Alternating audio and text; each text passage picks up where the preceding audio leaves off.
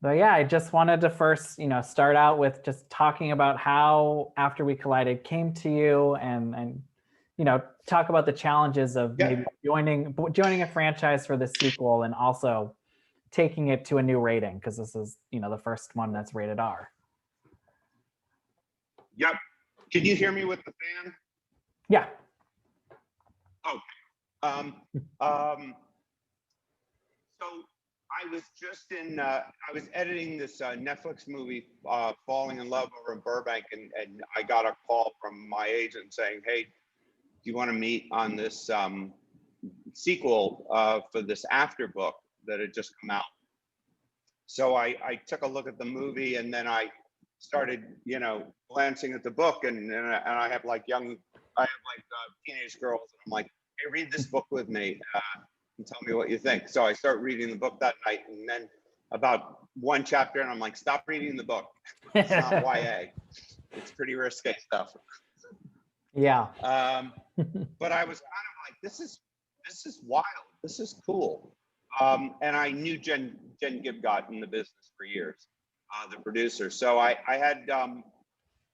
grabbed lunch with her and Anna Todd, and they were kind of telling me about what they learned on the first movie, and where they really wanted the second movie to kind of return to the book and make it more kind of, and Anna's like, "We want to make it like Cruel Intentions," and I'm like, "Well, I could do that." I've done it once, know, twice, 3 times. done that. And I was kind of like, so I kind of deep dived into the material, and I just got more and more excited. And as pretentious as this might sound, I always compared it to, like, there's Alien and Aliens, and Aliens is a sequel, but it's a completely different experience, Yeah. And that's how I viewed this. It's like, we're going to continue with the characters and the actors and the score, but I really want this to be kind of an emotional roller coaster, and just throw everything against it. And as much as I like the poetry of the first movie, you're settling into the world from her point of view. I think this is exciting to just kind of dive in, and knowing I have a lot against me, which is like, our audience hates him, so we have to earn him back, and then throw a complication in, and then kind of tell this love story. And I was like, this is exciting. And when you are taking it to an R rating, they mentioned Cruel Intentions. You're obviously upping the sexuality a lot in this one compared to the first one. Watching them back to back was like, whoa. Exactly. But, I mean, even working with the actors in terms of upping the sexuality, what was that process like? And what was their, I guess, initial reaction to it as well? I'm like, they were like, you should talk to Josephine, and she's in Perth, Australia. So usually I write I think I sent her an email at first where I was like, "Hey, I'm your new director. I'm 54. I have 3 kids, a wife." It's like, and we want to make this movie more risque, and this is going to be a collaborative process. The most important thing is that actors feel safe. Yeah. And they were appreciative of that. And I said, we having my background was from theater, so I kind of I said, we're going to get together, all of us, with Anna, and we're going to go through these scenes, and we're going to talk them through and see like what's going to work and what's not going to work, and how are we going to tell this story. And that's really how we did it, which is more kind of like, it's more kind of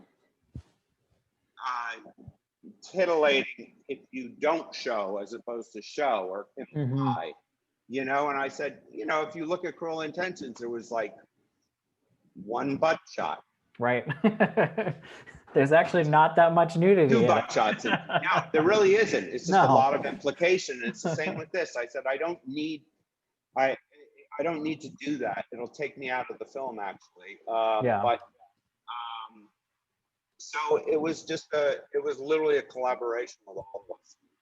And now I know the movie's already opened overseas. I was wondering if you saw that Liam Payne from One Direction had seen the movie and didn't realize, and watched it not realizing that the story was inspired by the guys from the group. I did. I thought that was awesome.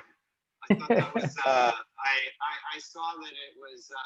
I think it made Anna's week, or at least what I saw on Twitter. So I was happy for her for that. For you, how, I guess, I'm sure it was nice to have Selma Blair just happen to be in part of the franchise already. It was great. I mean, she's one of my oldest friends, and literally, I think the day I got offered the movie, I was attending the MS event in which she was honored. Okay. So after being there that night, I called the producers, and I'm like, she has to be in the movie. Like, she has, and like, she couldn't. They were both, the studio and the producers were great, because I said, we're not going to film this part. We're going to slug it. We're going to shoot it at her house. Months later, when she's healthy, and just work our way around it so she could be in the film.